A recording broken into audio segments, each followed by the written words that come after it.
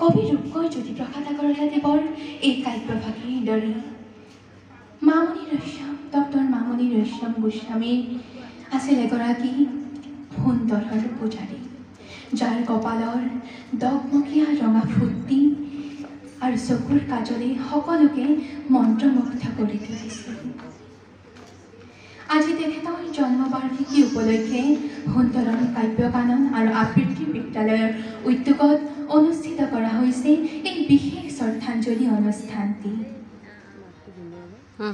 Doctor Mamoni Raisom Goswami এগৰাকী অসাধাৰণ প্ৰতিভাৰ লেখিকা, যাৰ জন্ম হৈছিল 1942 চনৰ।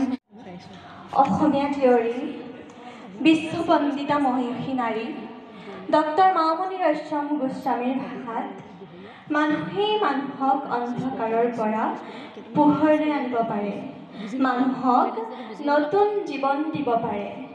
পৃথিৱীত প্ৰেম আৰু মহানুভৱতাই এই কাম কৰিব পাৰে।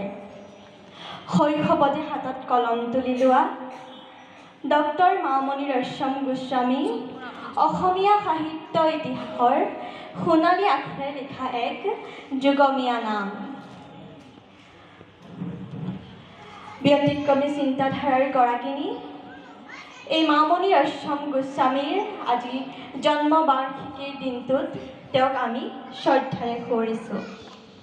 জয় জয়তে সুন্দৰম কাব্য কানন আবৃত্তি বিদ্যালয়ৰ উদ্যোগত অনুষ্ঠিত মামণি ৰয়ছম গোস্বামীৰ জন্মদিৱস উপলক্ষে যি আবৃত্তি সমাৰোহ অনুষ্ঠিত কৰা হৈছে, সেই অনুষ্ঠানলৈ আপোনালোক সকলোকে মই সাদৰেৰে নিমন্ত্ৰণ জনাইছোঁ।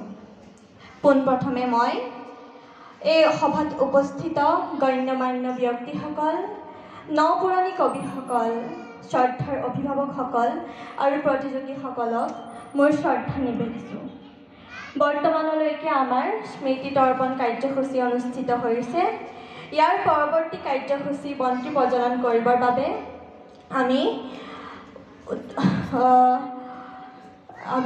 আমাৰ সভাপতি মহোদয়ক অনুৰোধ জনাইছোঁ। ধন্যবাদ। চোতাল শাৰী শাৰী লবোৰে যদি খহি পৰে উৰণি ধুনীয়া দেখি। নমস্কাৰ।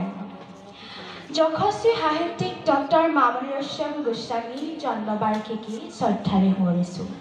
ডক্টৰ মামণি ৰয়ছম গোস্বামীৰ অসমীয়া সাহিত্য বুৰঞ্জীত সোণালী আখৰে খোদিত এটি যুগজয়ী নাম।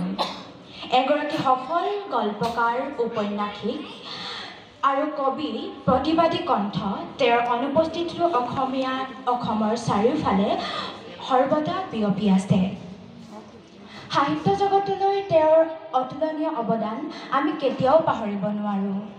তেওঁৰ কথা যিহেতু সকলোৰে জানে, সুন্দৰম কাব্য কানন আবৃত্তি বিদ্যালয়ৰ উদ্যোগত অনুষ্ঠিত এই আবৃত্তি সমাৰোহ অনুষ্ঠানলৈ সকলোকে আন্তৰিকতাৰে আদৰিছোঁ। আজিৰ এই অনুষ্ঠানত উপস্থিত গণ্যমান্য ব্যক্তিসকল, নপুৰণি আবৃত্তিকাৰ আৰু কবিসকল, অভিভাৱক অভিভাৱিকাসকল, সকলোলৈ মোৰ ফালৰ পৰা আন্তৰিক শ্ৰদ্ধা জ্ঞাপন কৰিছোঁ। আমাৰ পুৱাতে স্মৃতি তৰ্পণ কাৰ্যসূচী অনুষ্ঠিত হৈ গৈছে আৰু মই পোনপ্ৰথমে আজি এই অনুষ্ঠানত এই মুহূৰ্তত উপস্থিত থকা সকলোলৈ মধ্যাহ্নৰ সম্ভাষণ জনাইছোঁ।